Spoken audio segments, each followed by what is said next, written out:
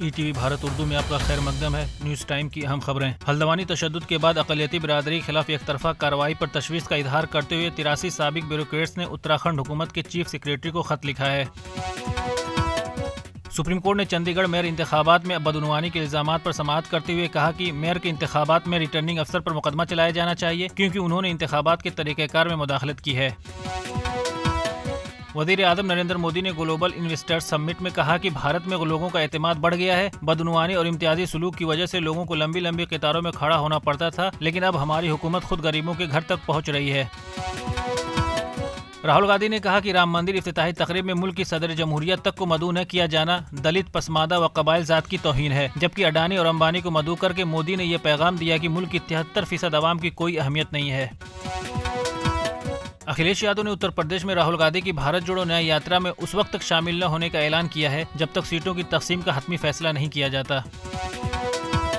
Samajwadi party نے غازی پور سے مختار انصاری کے بھائی افضال انصاری کو ٹکٹ دیا ہے۔ سپا نے آج مزید 11 لوک سبھا امیدواروں کا اعلان کیا ہے۔ وزیر اعظم مودی کے دورے جموں کشمیر کے پیش نظر سیکورٹی فورسز نے جموں شہر کو چھاؤنی میں تبدیل کر دیا ہے۔ اس دوران SSG کمانڈوز کی تعیناتی بھی عمل میں لائی گئی ہے۔ غزہ میں جاں بحق فلسطینیوں کی تعداد 29,000 سے تجاوز کر گئی ہے۔ غزہ وزارت صحت کے مطابق 7 اکتوبر سے غزہ کی پٹی پر اسرائیلی حملوں کے نتیجے میں جاں بحق ہونے والے فلسطینیوں کی تعداد 29,092 تک پہنچ گئی ہے۔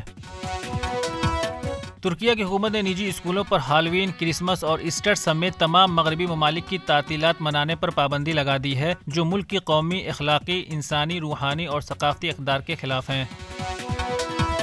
برطانیہ کی حکومت نے حکام کو ہدایت دی ہے کہ وہ طلبہ کے رویے، توجہ کو بہتر بنانے، پڑھائی میں رکاوٹ کو روکنے اور بچوں کو دیگر پریشانیوں سے بچانے کے لیے ہر اسکول میں موبائل فون کے استعمال پر پابندی عائد کریں۔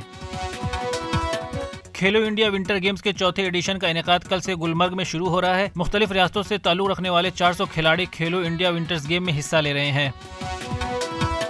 ودربھ کے سابق کپتان اور بھارت کے لیے واحد ون ڈے کھیلنے والے فیض فضل نے پیشہ ورانہ کرکٹ سے ریٹائرمنٹ کا اعلان کر دیا ہے۔ فضل نے زمبابوے خلاف بین الاقوامی کرکٹ میں ڈیبو کیا تھا۔ انہوں نے بھارت کے لیے کھیلے گئے واحد ون ڈے میچ میں نصف سنچری بنائی تھی۔